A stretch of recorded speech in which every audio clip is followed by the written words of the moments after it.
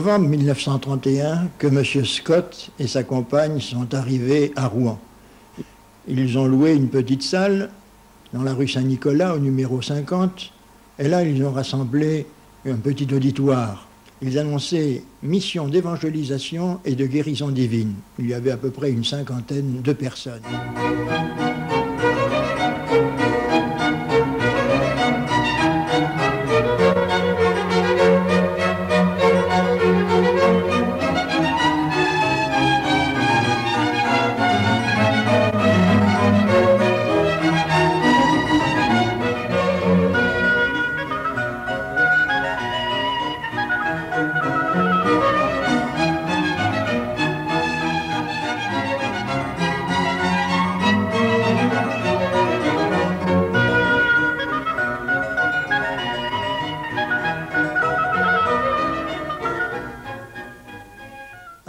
Communiste notoire qui avait une position dans le parti vint à la Réunion pour essayer de faire obstruction et justement il fut brisé par la puissance de l'Évangile et cet homme qui était venu pour faire du bruit, pour s'opposer, fut converti et devint plus tard un homme qui par son témoignage amena des dizaines et des dizaines d'âmes au Seigneur. De plus, il y avait des guérisons d'ordre physique. Une personne disait « J'étais atteinte d'un cancer et maintenant je ne sens plus rien, je suis guéri ».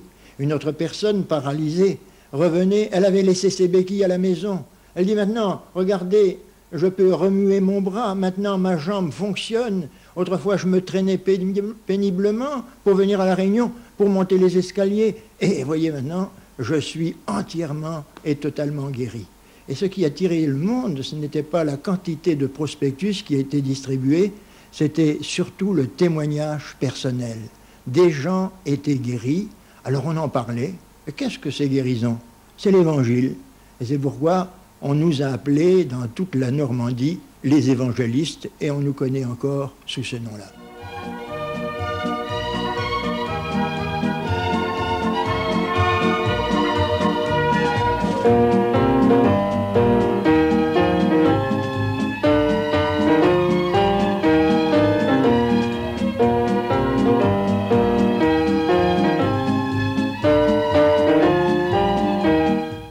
Quand M. Scott a senti que la période d'évangélisation était terminée, il a pensé à faire appel à mon père Pierre Nicole pour continuer le travail. Et je me rappelle l'arrivée de mon père à Rouen, j'étais là comme jeune évangéliste, où je ne faisais pas grand-chose, je portais le violon de M. Scott et je dirigeais tant bien que mal le chant des cantiques. Quand il a vu cet auditoire, il m'a paru un peu inquiet. Et quand il a vu le peu de profondeur spirituelle des gens qui avaient compris la guérison, mais très peu le message de sanctification, il a senti quand même que Dieu l'appelait avec sa compagne dans ce travail. Il a décidé d'abandonner tout. Il était pasteur dans l'église baptiste de La Fère, jouissait de tout le confort qu'on peut donner à un pasteur, une maison chauffée, un chauffage central, une voiture, garage, et tous les avantages que l'on peut avoir. Il quitta le presbytère pour venir à Rouen sans logement. Je me rappelle quand je l'ai vu pour la première fois, il était dans une pension de famille, une simple chambre meublée, un lit, une table, une armoire, et il mangeait avec la communauté. En bas, il y avait une table d'une quinzaine de personnes, et pour une somme modique, il payait sa pension. Et toute la première année que mon père a passé à Rouen, il l'a passé soutenu financièrement par M. Scott. Les salles étaient payées par les collectes, mais les collectes étaient assez restreintes. Je me rappelle que le prix de la salle atteignait à peu près 12 francs 50 la réunion. Et je me vois encore avec mon père comptant sou par sou, des pièces de 5 centimes, de 10 centimes, de 25 centimes. Les pièces de 1 franc étaient rares en ce temps-là. Les collectes suffisaient uniquement à couvrir les frais de location de la salle. Mais au bout d'un an, l'église avait grandi. Les gens s'étaient approfondis dans la parole de Dieu. Ils connaissaient leurs responsabilités. Il fallait soutenir et l'église et leur pasteur. Et au bout d'un an, l'église faisait ses frais. Et les âmes venaient nombreuses pour entendre le message. Il y avait maintenant dans la ville de Rouen 3 salles. Non plus la salle Saint-Nicolas, il y avait encore une salle sur l'autre rive de Rouen. et il y avait une salle dans la banlieue à Darnétal. Et des gens venaient de tous les côtés. Mon père resta à Rouen, je demeurai un moment avec lui. Il fit appel à mon frère Marc et à mon cousin Daniel Farina, et tous ensemble, nous avons évangélisé la main dans la main. Enfin, toute la région a été embrasée uniquement par le témoignage que les chrétiens ont apporté par eux-mêmes, de bouche à oreille. Les nouvelles se propageaient, et c'est ainsi que l'œuvre de Dieu a été le point de départ d'un grand réveil pour toute la Normandie.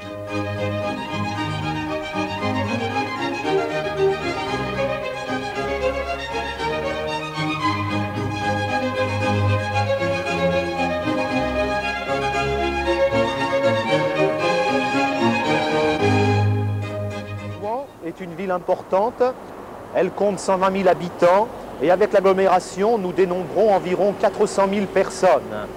C'est une ville commerciale, industrielle et aussi un port maritime important puisque Rouen est le port de Paris.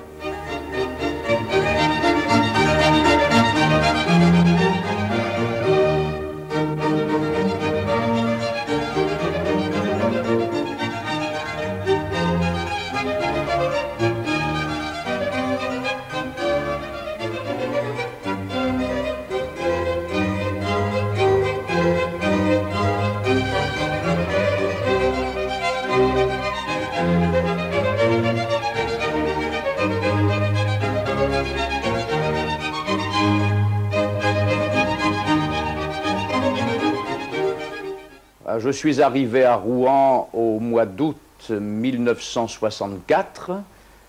J'ai donc succédé à M. Farina, qui a été pasteur de cette assemblée pendant 16 années. Aujourd'hui, l'Église compte entre 990 et 1000 membres. L'Église est donc propriétaire du lieu de culte qui est situé rue de Cauville, de celui qui se trouve sur la rive droite de la Seine, à Rouen, rue Sainte-Croix-des-Pelletiers, et aussi des autres lieux de culte qui sont sur la rive droite, le Mesnil-Esnard, Darnétal, Biorel, Rouen-les-Sapins et Canteleu.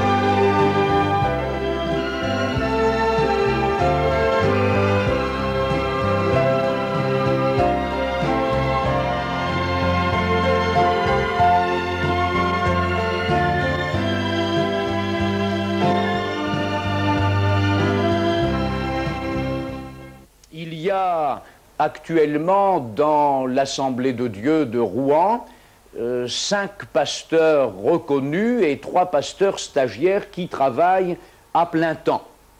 Lorsque je suis arrivé à Rouen en 1964, mes collègues des Assemblées de Dieu avaient bien voulu me confier la responsabilité du journal Viens et Voix, qui est devenu depuis le journal Pentecôte, et dont la rédaction appartient depuis quelques années au pasteur Paul Ballière. Ainsi, nous travaillons ensemble à la rédaction de ce journal qui tire actuellement à 12 500 exemplaires par mois.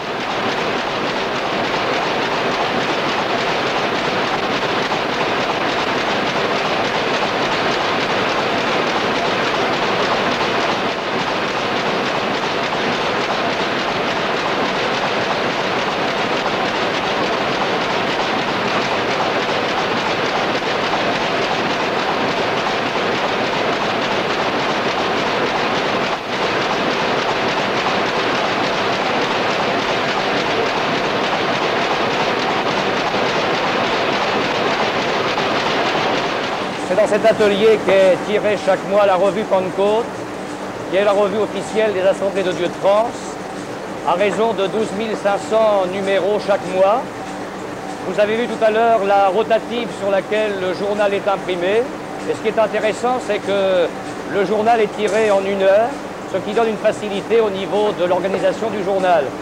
Il y a 50 ans que le journal est né, puisque dans 2 mois, nous fêterons le 50aire du journal qui était autrefois Le Viens et Voix, qui est maintenant Pentecôte, et qui est diffusé dans une 40aine de pays.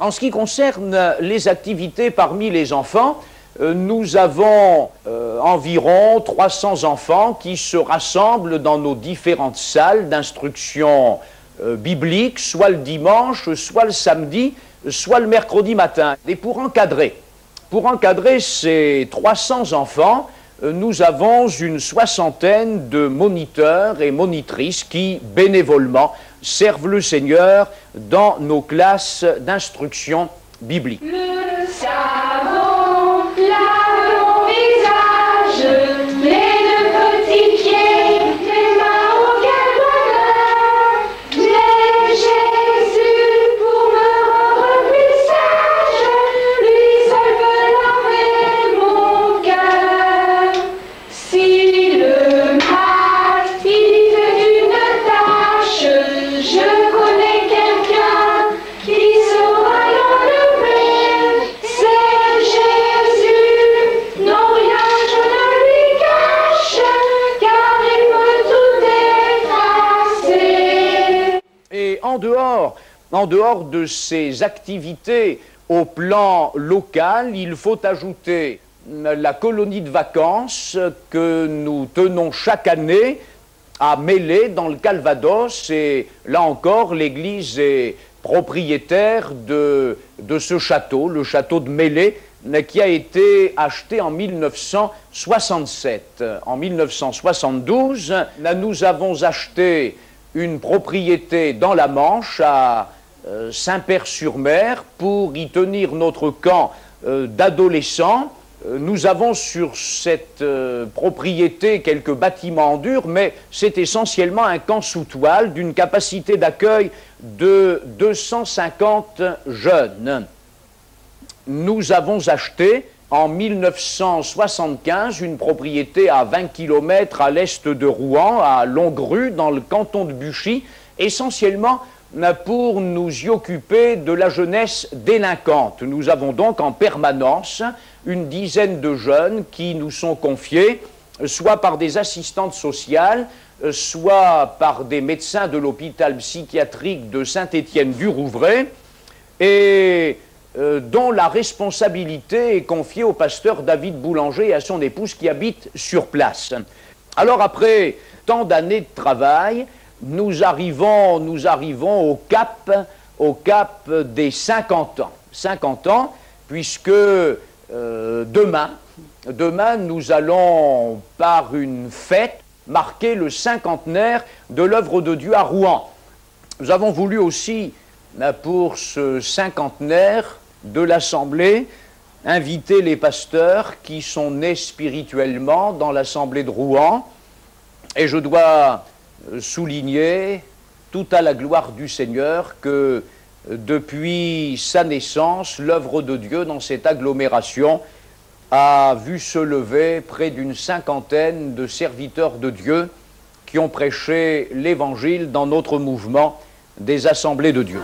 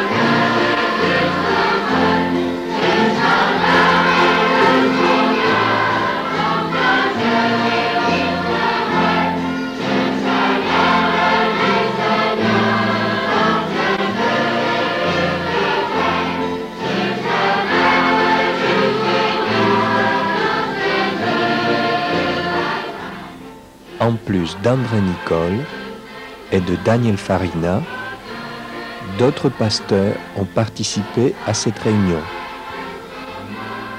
Notre frère M. Bernard Hamel d'Elbeuf, qui est aussi le président de la fédération de nos assemblées, dont le siège social est ici rue de Coville.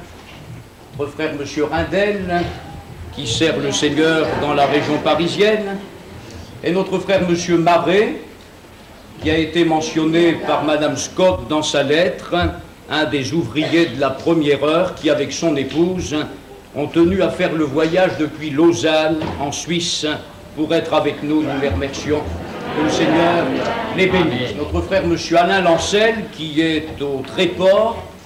Notre frère Christian Capron, qui est à Saint-Denis, dans la région parisienne. Notre frère Michel Maurice, qui est à Lille, la capitale du Nord. Notre frère M. Campion, Grand Couronne. Notre frère M. Guillet, qui travaille avec nous, mais qui s'occupe plus particulièrement de la rue Sainte-Croix-des-Pelletiers. Notre frère M. Marc Buffin, de Biorel, les Sapins. Notre frère Philippe Nicole, qui s'est levé tout à l'heure. Notre frère Joël Chédru, qui est à Saint-Étienne-du-Rouvray. Notre frère André Dumont, qui est à Gournay, Charleval et aussi Saint-Étienne. Notre frère M. Pierre Flao, à Saint-Saëns-Neuchâtel. Notre frère M. Burette,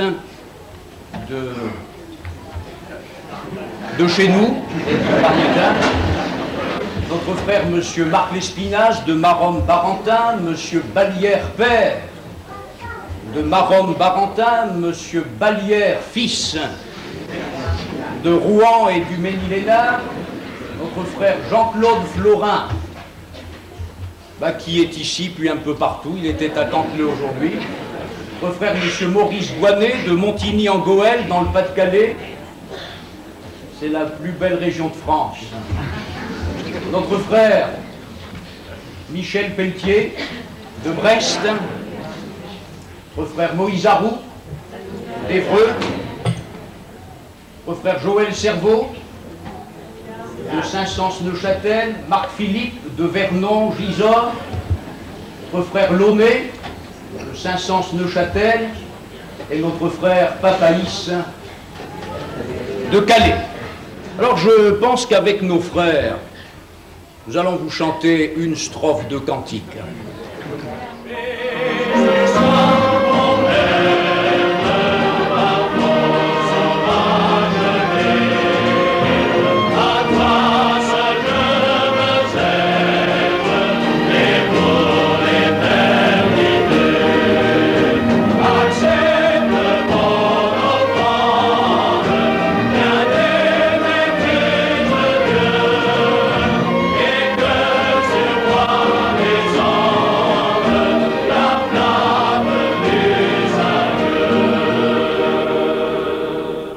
Seigneur, nous voulons te rendre grâce, te bénir.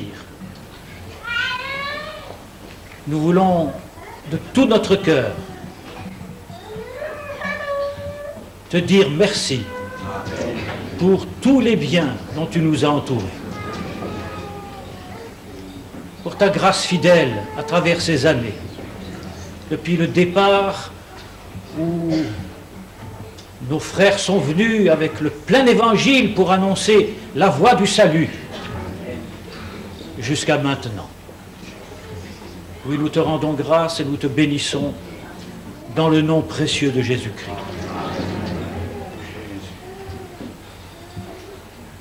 Il vient à notre cœur, tout naturellement, cette louange, cette action de grâce pour ton nom, en jetant un regard rétrospectif sur ces 50 années passées.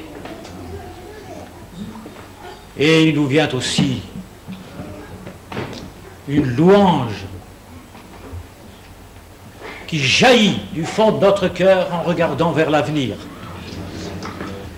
Tu as été fidèle parce que tu ne peux pas ne pas être fidèle.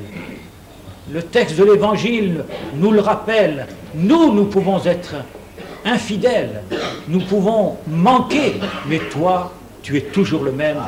Tu ne peux pas te renier toi-même. Et nous nous réjouissons pour le passé, nous nous réjouissons pour le présent, et nous nous réjouissons pour l'avenir. Nous ne savons rien de cet avenir, mais nous nous plaçons au bénéfice de tes promesses, ces promesses qui nous assurent ta grâce et ta bénédiction. Alléluia.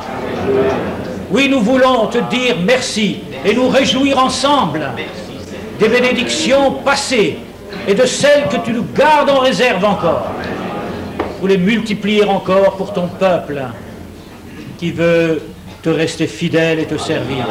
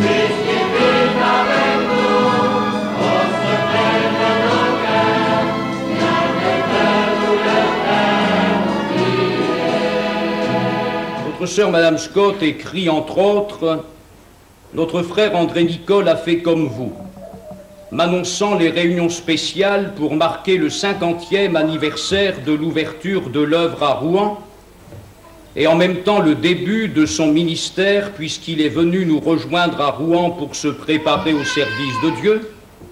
Il y avait également messieurs Ove Falgue et Arthur Marais. Ainsi, il m'a demandé d'écrire mes salutations pour être lues en cette occasion. Aussi, je l'ai fait avec beaucoup d'émotion et reconnaissance envers Dieu.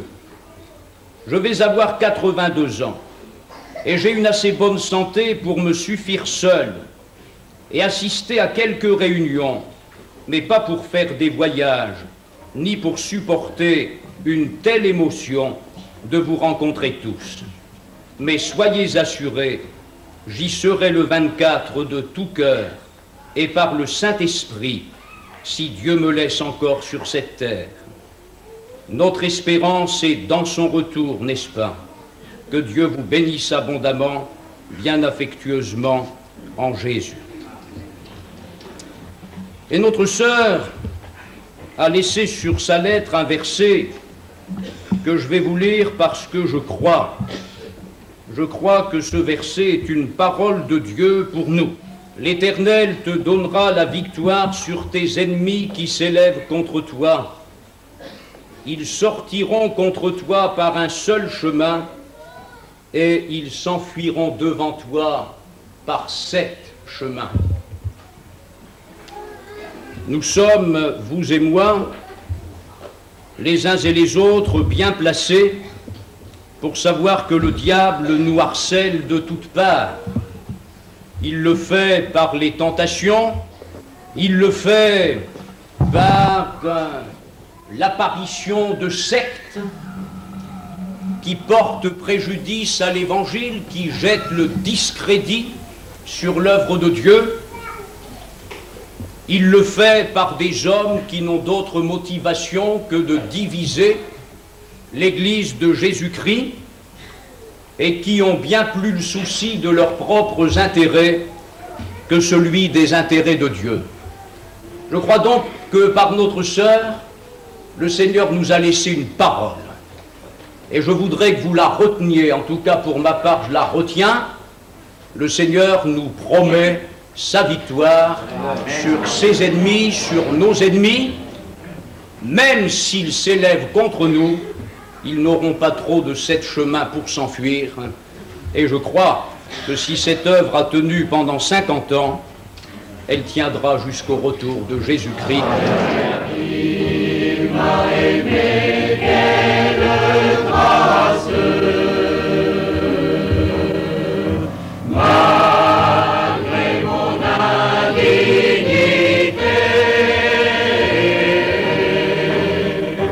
il va mourir à ma place.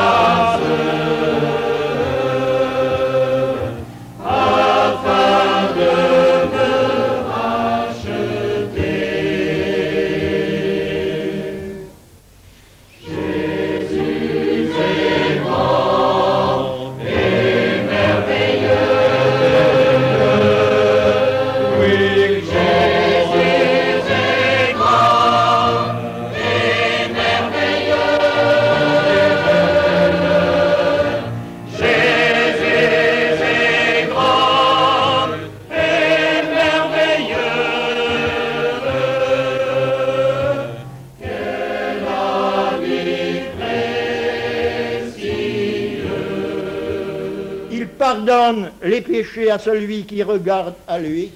Viens donc à la croix, pauvre pécheur. Mets-toi à genoux, et là, au moment même où je te parle, ouvre ton cœur et reçois-le du plus profond de ton âme. Puis ensuite, il donne une vie nouvelle à celui qui regarde à lui. Il permet de réaliser ce que nous appelons l'expérience du salut. C'est ce que Jésus expliquait à Nicodème, le docteur de la loi, qui se confiait dans ses privilèges de naissance. Il était juif de race, il faisait partie du peuple élu, donc il pensait entrer dans le royaume de Dieu. Non, tu ne comprends pas, dit le Seigneur Jésus. Ce qui est né de la chair est chair, ce qui est né de l'esprit est esprit. Tu as reçu de tes parents la vie physique, maintenant il te faut faire une expérience spirituelle. Il faut que tu naisses de nouveau. Et c'est ainsi que si vous regardez au Seigneur Jésus, vous ferez cette expérience nouvelle. Elle est inexplicable. Je ne peux pas vous dire ce qui se passe quand une âme naît de nouveau. Mais ce que je puis vous dire, c'est que cette âme est transformée, qu'elle quitte le péché de ce monde, les ténèbres d'ici-bas, pour suivre Jésus dans le chemin de la vérité.